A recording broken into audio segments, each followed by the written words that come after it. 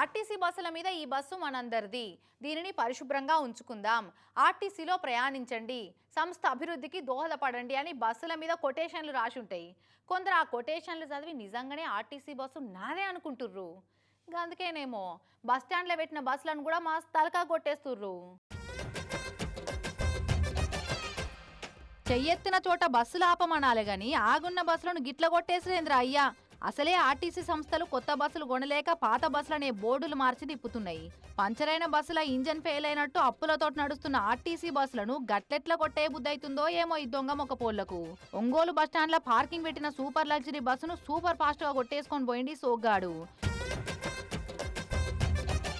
ఆ నిలుసునే స్టైల్ చూడుర్రీ, ఏ ఊరి ఫ్యాషనో ఇది. బస్సునే కాదు ఇడిచిపెడితే ఇప్పుడే విమానాన్ని కూడా ఇంటి గుంట పోతా అన్నంత కాన్ఫిడెన్స్ గానొస్తుంది.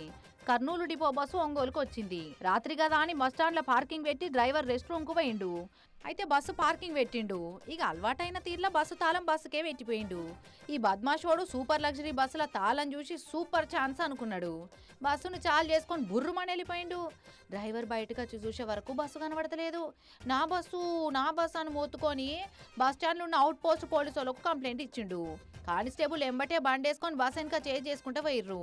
ఒంగోలు దాటినాక దొంగని పట్టుకున్నారు. దొరకబట్టి 4 జప్పరిస్తే నా పేరు రాజు, అనంతపురంలో ఉంటా, అప్పుడప్పుడు ఇట్లా బస్సుల మీద నా డ్రైవింగ్ స్కిల్స్ టెస్ట్ చేసుకుంటా అని చెప్పిండట. బడివే నడురా అని లోపటేసిలు పోలీసోళ్ళు. పార్కింగ్ చేసి తాళం దానికే ఉంచడం వలన డ్రైవర్ గారు చేసిన చిన్న దీని వలన దాన్ని అవకాశంగా తీసుకొని ఈయన ఈ బస్సుని తీసుకెళ్ళడానికి ప్రయత్నం చేయడం జరిగింది. దీన్ని చూసిన తర్వాత అవుట్ పోస్ట్లో ఉన్న కానిస్టేబుల్ వీళ్ళు వెంబడించి దీన్ని ట్రేస్ చేయడం కూడా ఇమీడియట్గానే జరగటం జరిగింది. దొంగను పట్టుకోవటం 1 టౌన్ PS లో కేసు నమోదు చేయించడం కూడా జరిగింది. అయితే బస్సుకే తాళాలు పెట్టి దొంగోని చేతికి తాళాలు అప్పచెప్తావా?